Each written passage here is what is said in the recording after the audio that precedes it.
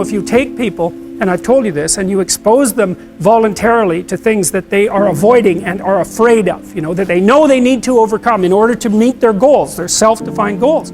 If you can teach people to stand up in the face of the things they're afraid of, they get stronger. And you don't know what the upper limits to that are, because you might ask yourself, like, if for 10 years, if you didn't avoid doing what you knew you needed to do, by your own definitions, right, within the value structure that you've created, to the degree that you've done that, what would you be like?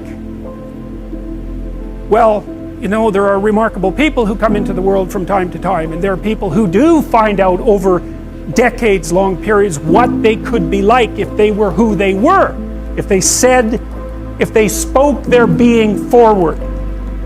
And they get stronger and stronger and stronger, and we don't know the limits to that. We do not know the limits to that. And so you could say, well, in part, perhaps the reason that you're suffering unbearably can be left at your feet, because you're not everything you could be, and you know it. And of course, that's a terrible thing to admit, and it's a terrible thing to consider, but there's real promise in it, right? Because it means that perhaps there's another way that you could look at the world, and another way that you could act in the world, so what it would reflect back to you would be much better than what it reflects back to you now. And then the second part of that is, well, imagine that many people did that, because we've done a lot as human beings. We've done a lot of remarkable things, and I've told you already, I think before, that today, for example, about 250,000 people will be lifted out of abject poverty, and about 300,000 people attached to the electrical power grid. We're lifting people out of poverty collectively at a faster rate that's ever occurred in the history of humankind by a huge margin. And that's been going on unbelievably quickly since the year 2000. The UN had planned to have poverty between 2000 and 2015, and it was accomplished by 2013.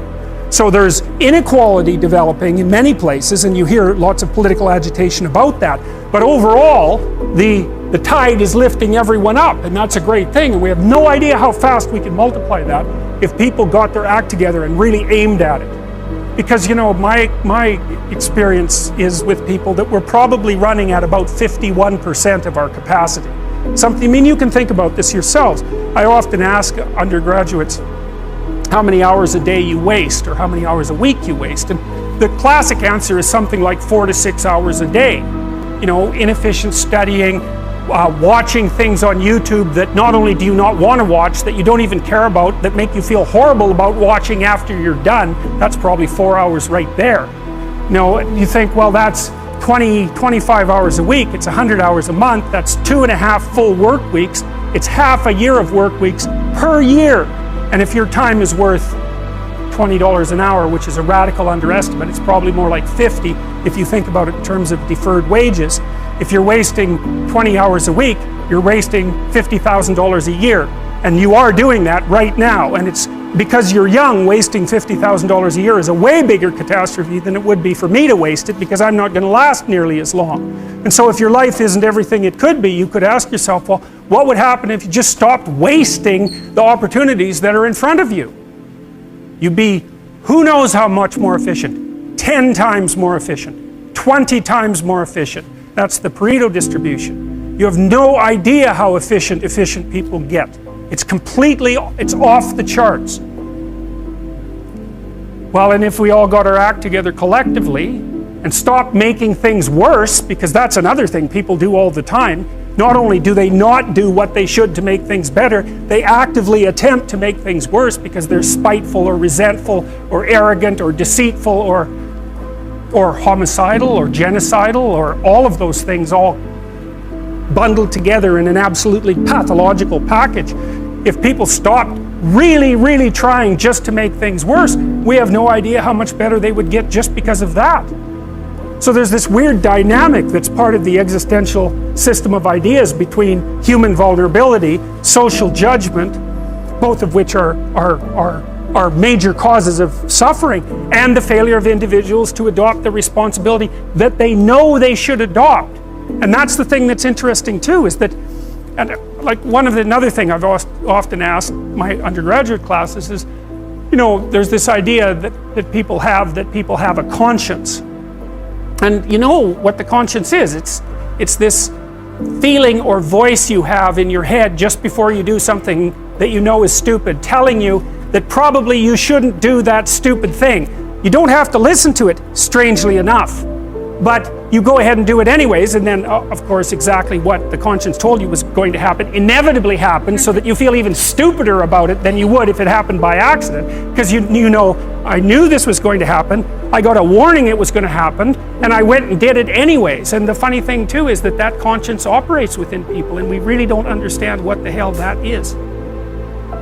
So you might say, well, what would happen if you abided by your conscience for 5 years or for 10 years? What sort of position might you be in? What sort of family might you have? What sort of relationship might you be able to forge? And you can be bloody sure that a relationship that's forged on the basis of who you actually are is going to be a lot stronger and more welcome than one that's forged on the basis of who you aren't. Now, of course, that means that the person you're with has to deal with the full force of you in all your ability and your catastrophe, and that's a very, very difficult thing to negotiate.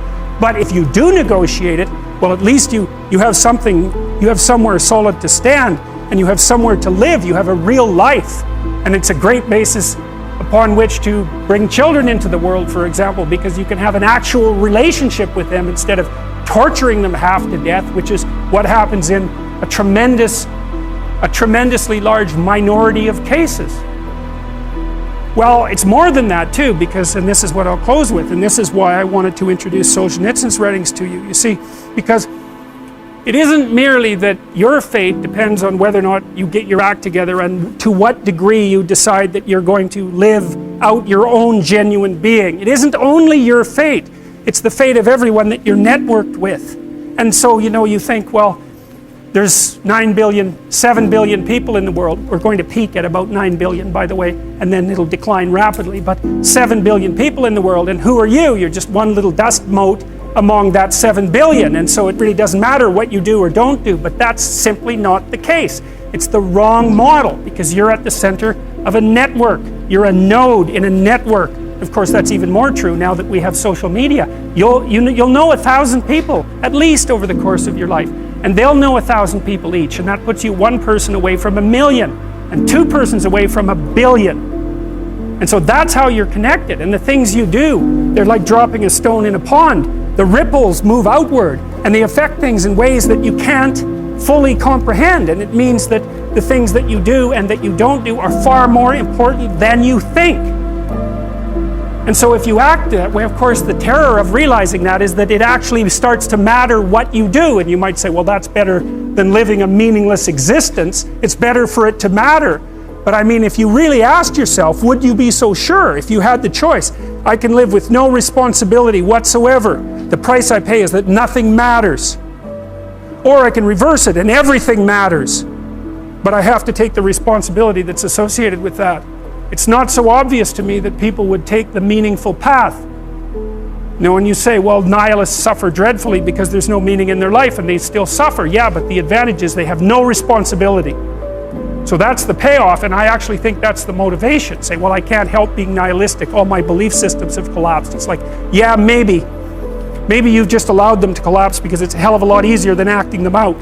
And the price you pay is some meaningless suffering, but you can always whine about that and people will feel sorry for you, and you have the option of taking the pathway of the martyr, so that's a pretty good deal, all things considered, especially when the alternative is to bear your burden properly and to live forthrightly in the world. Well, what Solzhenitsyn figured out, and so many people in the 20th century, it's not just him, even though he's the best example, is that if you live a pathological life, you pathologize your society. And if enough people do that, then it's hell. Really. Really. And you can read the Gulag Archipelago if you have the fortitude to do that, and you'll see exactly what hell is like. And then you can decide if that's a place you'd like to visit, or even more importantly, if it's a place you'd like to visit and take all your family and friends. Because that's what happened in the 20th century.